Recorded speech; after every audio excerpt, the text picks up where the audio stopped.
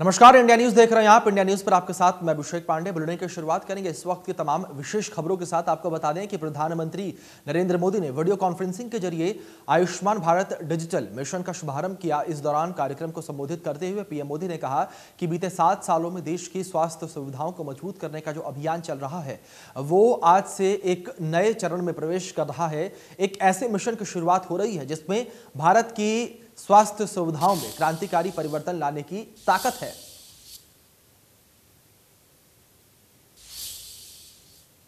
इस मिशन का सबसे बड़ा लाभ देश के गरीबों और मध्यम वर्ग को होगा। एक सुविधा तो यह होगी कि मरीज को देश में कहीं पर भी ऐसा डॉक्टर ढूंढने में आसानी होगी जो उसकी भाषा भी जानता है, समझता है और उसकी बीमारी के उत्तम से उत्तम उपचार का वो अनुभवी है। इससे मरीजों को देश के किसी कोने में भी उपस्थित स्पेशलिस्ट डॉक्टर से संपर्क करने की सहूलियत बढ़ेगी। सिर्फ डॉक्टर ही नहीं बल्कि बेहतर टेस्ट के लिए लैब्स और दवा दुकानों की भी पहचान आसानी से संभव हो पाएगी।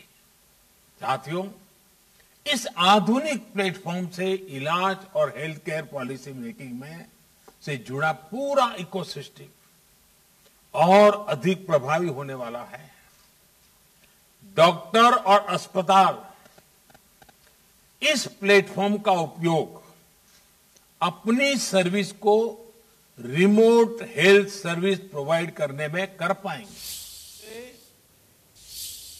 अब बात करेंगे किसान संगठनों के भारत बंद के बारे में, जिसका हरियाणा में मिला जुला असर देखने को मिला। 15 जिलों की तस्वीरें हम आपको दिखाएंगे और आपको बता दें कि रोहतक में सभी नेशनल और स्टेट हाईवे और रेल मार्ग पर किसानों ने जाम किया।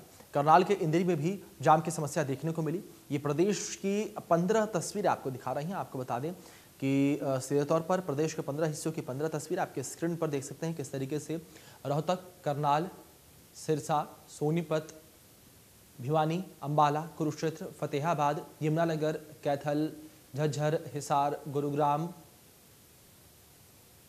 चरखी दादरी की तस्वीर आपके स्क्रीन पर है। देख सकते हैं किस तरीके से प्रदेश में किसान आंदोलन किस तरीके से रहा और भारत बंद का आह्वान किया गया था संगठनों की ओर से। उसका मिला जुला असर प्रदेश के तमाम हिस्सों में देखने को मिला। कहीं पर भारत बंद का असर देखने को मिला तो कहीं किसी हिस्से में भारत बंद का असर जो है बिल्कुल भी देखने को नहीं मिला।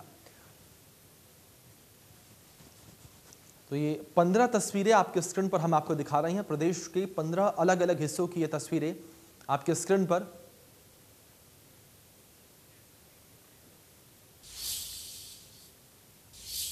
भारत बंद के दौरान दिल्ली एनसीआर में कई जगहों पर लंबा जाम देखने को मिला। दिल्ली गुरुग्राम बॉर्डर से हैरान करने वाली तस्वीरें सामने आई। यहां पर बॉर्डर पर गाड़ियों की लंबी कतारें दिखी, हजारों कारें सड़कों पर नजर आई। तो कुछ ऐसी ही तस्वीरें नोएडा के डीएनडी से भी सामने आई, जहां पर भीषण जाम से लोगों को जूझना पड़ा। 3 तस्वीरें आपके सामने हैं। देख सकते हैं किस तरीके से दिल्ली गुरुग्राम बॉर्डर पर जाम देखने को मिला और किस तरीके से दिल्ली और नोएडा बॉर्डर जो है डीएनडी पर भी ट्रैफिक देखने को मिला। तो किसानों का ये भारत बंद, आपको बता दें किसानों के भारत बंद का मिला जुला असर आज प्रदेश में देखने को मिला।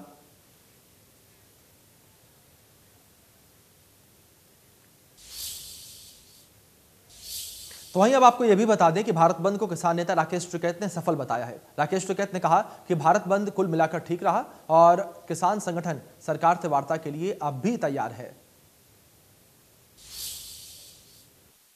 हमारा पूर्ण रूप से ठीक रहा। जो किसान है, इस विचारधारा के लोग हैं, वे पूर्ण रूप से इसमें उनका समर्थन था, उन्होंने पूरा समर्थन दिया और पूर्ण रूप से भारत बंद सफल रहा। खाने की प्लानिंग है, सब लोग समर्थन थे। उनके जो समर्थक लोग हैं वे गाड़ी लेकर गए, हम जाम में फंसे रहे। जो लोग थे सबको पता था, वे लोग नहीं आए। भाई क्या रणनीति रहेगी आगे चल के? क्या आगे की होगा क्या पता क्या होगा भाई, आगे का क्या पता क्या होगा। ऐसी कोई खबर है कि सिंधु बॉर्डर में किसी किसान की हार्ट अटैक से डेथ हो गई है? अभी नहीं पता। अब वे भी कहते रहेंगे, हम भी कहते रहेंगे। हम भी बात करने को तैयार है, वे भी बात करने को तैयार है, लेकिन बात हो नहीं रही। किसान नेता योगेंद्र यादव ने भी किसानों के भारत बंद को पूरी तरीके से सफल बताया। और बहुत गहरा सरकार अंदर से हिली हुई है, ऊपर से ऐसा नाटक करती है कि उसे पता नहीं लग रहा। लेकिन अगर सरकार के मन में कोई गलतफहमी होगी कि चलिए कोई थोड़ा सा सिर्फ उत्तर भारत के राज्यों का मामला है, बाकी का नहीं है, तो मैं समझता हूं आज सरकार ने केरला की, तमिलनाडु की, आंध्र प्रदेश की, उड़ीसा की, बंगाल की, झारखंड, बिहार सबकी छवियां देख ली होगी और समझ आ गया होगा कि ये मामला एक राज्य का नहीं है, एक वर्ग का नहीं है, कुछ खास किसानों का नहीं है। पूरे देश के किसानों ने और पूरे भारतवासियों ने मिलकर एक स्वर में आज इसका जवाब दे दिया है। किसान ने कर ली मुट्ठी बंद, हम करेंगे भारत बंद। सर, व्यापारी वर्ग का कहना है कि हम इस आंदोलन में साथ है नहीं और जो बोला जा रहा है कि आज भारत बंद सफल हुआ है वो पूरी तरह से फ्लॉप रहा है। आप ऐसा कीजिए, आप तो मीडिया वाले लोग हैं, आप दिखा दीजिए कहाँ कहाँ अगर कोई किसानों ने जबरदस्ती की हो तो, और बाजार की क्या स्थिति है, दुकानों की क्या स्थिति है, आप दिखा दीजिए। तो वहीं किसानों के भारत बंद पर पूर्व सीएम और नेता प्रतिपक्ष भूपेंद्र हुड्डा ने कहा कि वो किसानों की मांगों का समर्थन करते हैं और बातचीत कर सरकार को ये मामला हल करना चाहिए। उसका समर्थन सारी मुख्य तौर पर विपक्ष पार्टियां कर रही है कि उनकी मांग जो है उसका समर्थन कर रही पार्टी, नेतृत्व नहीं कर रही राजनीतिक पार्टियां, लेकिन उनकी मांग का समर्थन कर रही है। बातचीत से हल निकल सकता है और जो बातचीत शुरुआत करते हैं तो कोई कंडीशनल नहीं होती है, किसी की तरफ से भी कोई कंडीशन नहीं लगाई जानी चाहिए, तो खुले दिल से बातचीत करनी चाहिए और इस समस्या का समाधान जो है सम्मान पूर्वक किसानों के उसमें समस्या का समाधान करना चाहिए। किसानों के विरोध पर कांग्रेस नेता दीपेंद्र हुड्डा ने कहा कि जब बात नहीं सुनी जाती तो विरोध जनता की तरीका बसता है और किसानों से सरकार को बातचीत करनी चाहिए। वहीं केंद्रीय कृषि मंत्री नरेंद्र तोमर से बातचीत वाले बयान पर दीपेंद्र ने कहा कि कृषि मंत्री के बयान में विरोधाभास है, अगर उन्हें किसानों की मांगे माननी ही नहीं तो बातचीत करने का क्या फायदा। जब सरकार हमारी बात ना सुने, जायज़ मांग को नज़रअंदाज करे और अपनी ज़िद में, अपने घमंड में बातचीत भी खुले मन से करना किसानों के साथ स्वीकार ना करे तो और क्या चारा है हमारे पास।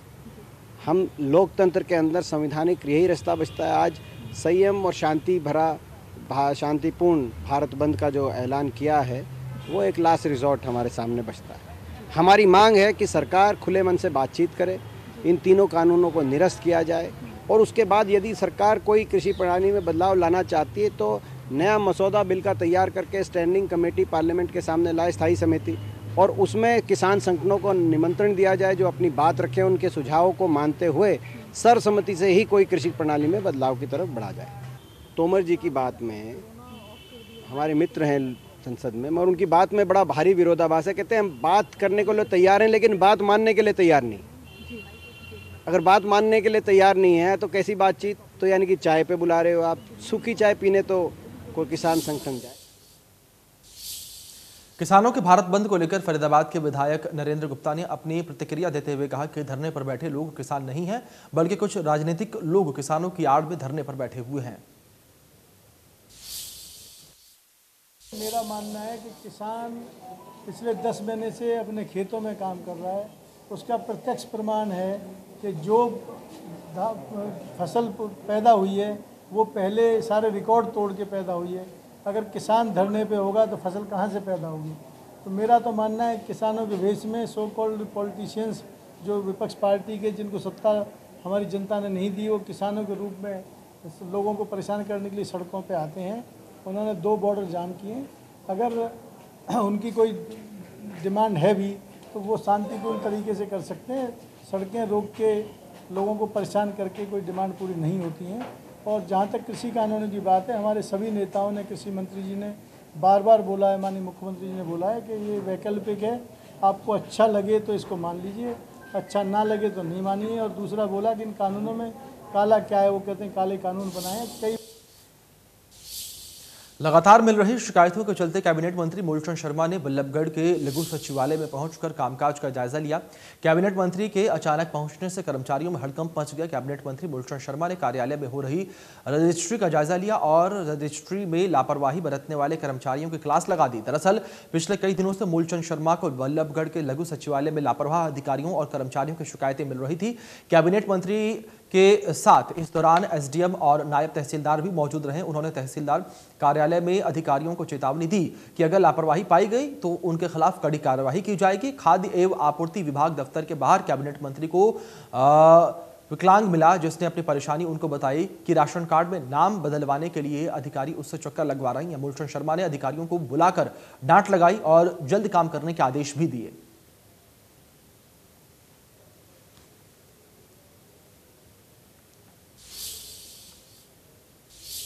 साइबर सिटी गुरुग्राम में कोरोना के बीच अब लगातार डेंगू और मलेरिया लोगों के लिए मुसीबत बना हुआ है। शहर में अभी तक डेंगू के 30 मामले सामने आए हैं, तो वहीं वायरल फीवर भी तेजी से बढ़ रहा है। डेंगू के मामलों को देखते हुए सोमवार को स्वास्थ्य विभाग और नगर निगम के अधिकारियों के बीच बैठक हुई। इस ज्वाइंट बैठक में डेंगू और मलेरिया से निपटने के लिए रणनीति तैयार की गई और स्वास्थ्य विभाग और नगर निगम की टीमें तैयार करके जागरूकता अभियान चलाने के साथ साथ शहर के अलग अलग हिस्सों में फॉगिंग को और तेज किया जाएगा। इसके साथ ही आपको बता दें कि स्वास्थ्य विभाग ने नगर निगम को ऐसे हॉटस्पॉट की लिस्ट भी दी है जहां से डेंगू के मच्छर को पनपने का मौका मिल रहा है।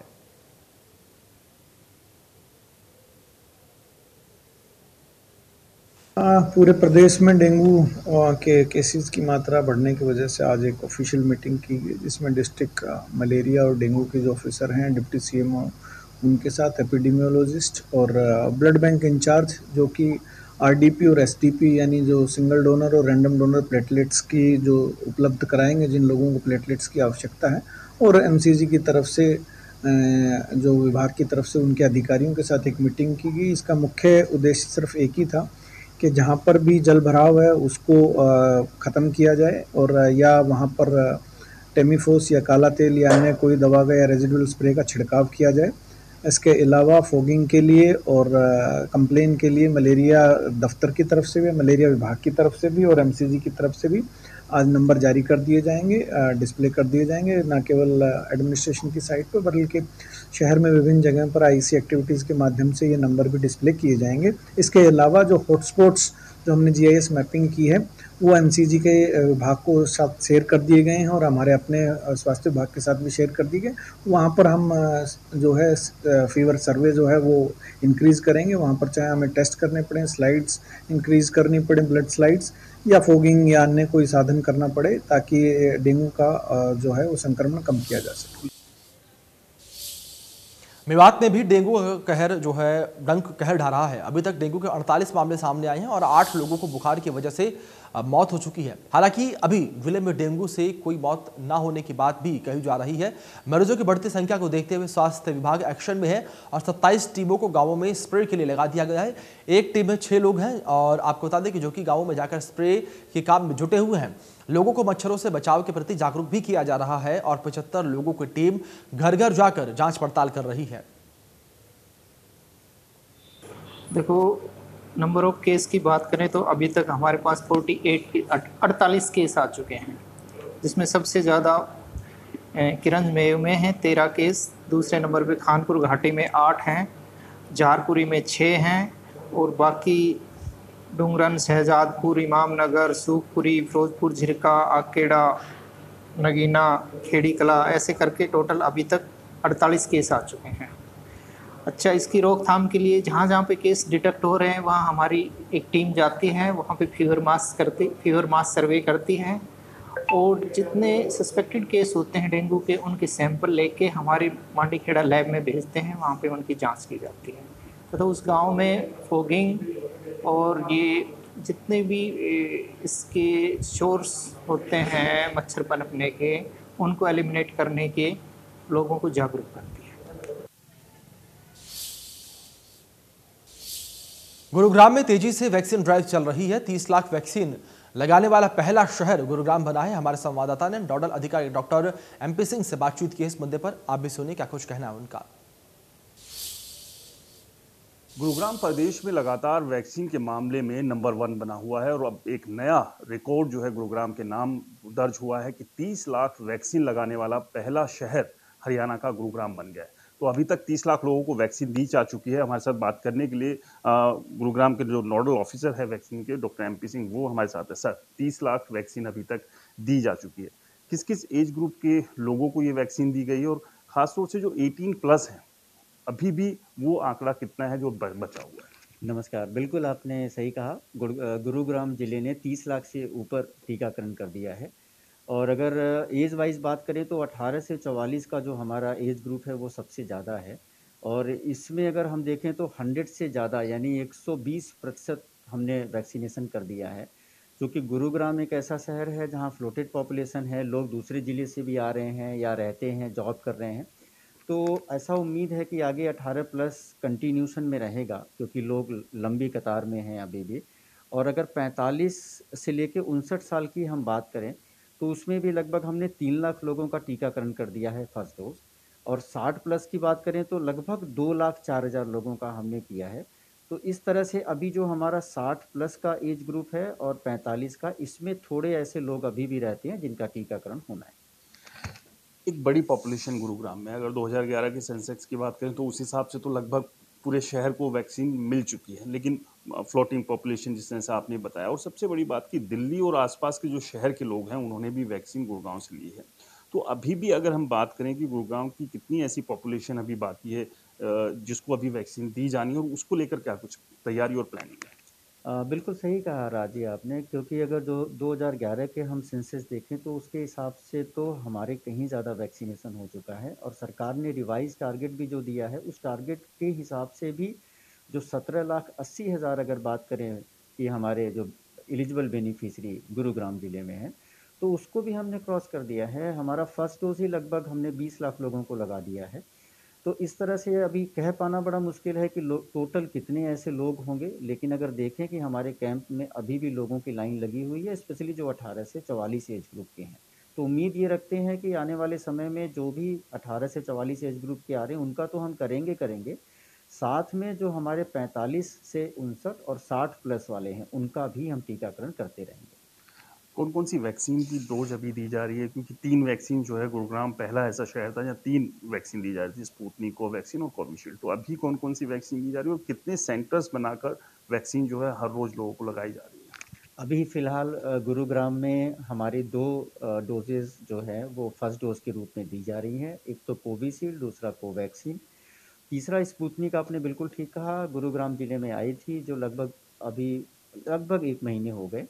फर्स्ट डोज कंप्लीट हो चुका है। सेकेंड डोज जो है जिनका पहले लगा था वो चल रहा है हमारा। उम्मीद रखते हैं कि स्पुतनिक भी आ जाएगा। तो कोविशील्ड और कोवैक्सीन हम फर्स्ट और सेकेंड दोनों लगा रहे हैं। ऑनलाइन भी रखा हुआ है, वॉक इन भी रखा हुआ है। और लगभग ज़िले में एक दिन में हम 50 मिनिमम सेंटर रख रहे हैं, या कैंप साइट्स कह लें, जहाँ पे कि लोगों का टीकाकरण किया जा रहा है।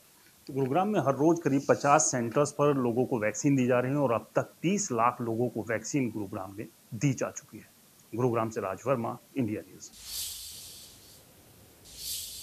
फिलहाल हरियाणा विशेष में इतना ही। तमाम बड़ी अपडेट्स के लिए आप बने रहिए इंडिया न्यूज के साथ। धन्यवाद।